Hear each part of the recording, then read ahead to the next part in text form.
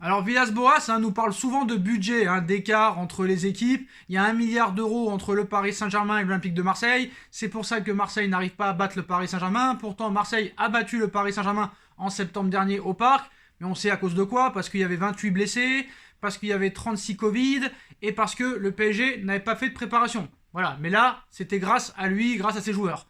Là, pareil, après le match au Trophée des Champions, tu as quand même assez bien rivalisé avec le Paris Saint-Germain en perdant seulement 2 buts à 1, 13 tirs chacun.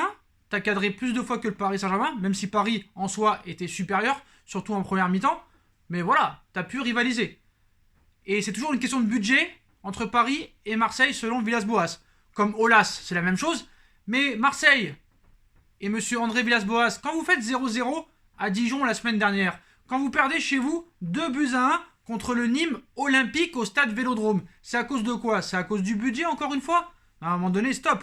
Donc c'est sûr que voilà, Steve Mandanda n'était pas là ce soir et quand Steve n'est pas là, on peut le critiquer à tout va, la défense est aux abois et très craintif, à l'image d'un Hiroki Sakai ce soir qui m'a fait presque pitié sur son côté gauche, qui s'est fait laminer tout le match par l'un des hommes du match, Zinedine Ferrat, que j'ai trouvé exceptionnel. Alors je vais pas commencer à comparer Zinedine Ferrat à Sancho, à Mbappé, à Rashford, mais sur ce match-là, il a été exceptionnel. Je n'ai vu que lui. Après, il y a eu un doublé de Eliasson sur 2 passes décisives de Ferrat.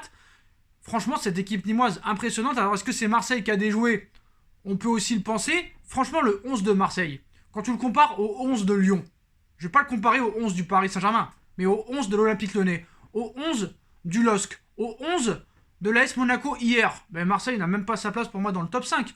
Camara, il est sorti sur blessure. On voyait qu'ils étaient encore plus fébriles. Donc quand t'as pas ton gardien, quand t'as pas ton milieu de terrain, ça commence à se faire ressentir. Dimitri Payet n'est plus l'image de lui-même. Voilà, il n'est plus que l'ombre de lui-même. Il n'existe même plus. 0 trophée en 33 ans de carrière. Thauvin, encore catastrophique. Benedetto a mis son but, mais un petit peu anecdotique. Et franchement, sur le match, bon, la première mi-temps, franchement, c'était une première mi-temps assez plaisante. Où, voilà, Yoann Pelé a été présent. Pareil pour Baptiste René. Il y a eu vraiment de bonnes occasions. Florian Thauvin a raté son penalty. C'est le 3e que Marseille rate cette année. 3 pénaltys sur 4 ratés par l'Olympique de Marseille. Mais voilà, bon, pénalty manqué de Thauvin. La première mi-temps, il n'y a pas eu de but. 0-0, match assez équilibré. Voilà, Yoann Pelé et Baptiste René ont fait le job. Ils ont été impeccables. Florian Thauvin, il gâche son penalty. Camara est sorti à la cuisse. Il a été remplacé par Pape Gay qui a été catastrophique. Benedetto et Sakai, surtout Sakai, ont été d'une fébrilité abyssale. Voilà, Lirola, la nouvelle recrue, parce que vous savez, à Marseille, dès qu'il y a un joueur qui arrive, c'est un phénomène. Voilà, pareil que Radojnik, pareil que Kaletachar, c'était des phénomènes quand ils sont arrivés. Voilà, donc vraiment, le milieu marseillais a été transparent ce soir et a été bouffé par celui de Nîmes. Et vraiment, on aurait pu penser que je pouvais parler de la fébrilité de l'équipe marseillaise ce soir, qui se trouve encore des excuses quand ils perdent des matchs. Alors, je suis impatient de voir la conférence de presse de Villas-Boas pour voir c'est à cause de quoi qu'il a perdu ce match, mais voilà. Un coup de chapeau à cette équipe de Nîmes qui a joué, qui n'a pas eu peur. Parce que souvent, j'ai vu depuis que Villas-Boas est entraîneur de l'Olympique de Marseille, au Vélodrome, les équipes ont peur de jouer. Et ça n'a pas été le cas de Nîmes. Donc voilà. Le jeu pragmatique ne peut pas vraiment toujours marcher. Voilà. Donc Baptiste René aussi, très bon match.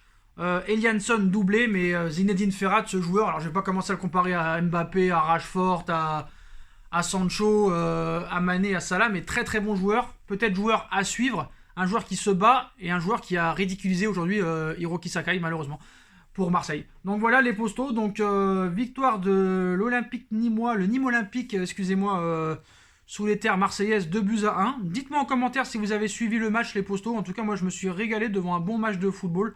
Voilà, et défaite de Marseille qui continue à enchaîner les mauvaises performances. Après un 0-0 à Dijon, une défaite à Rennes juste avant les fêtes, une défaite maintenant contre le Nîmes Olympique. Donc si on regarde un petit peu le classement, on se rend compte que Marseille tombe à la 5e place si je ne me trompe pas.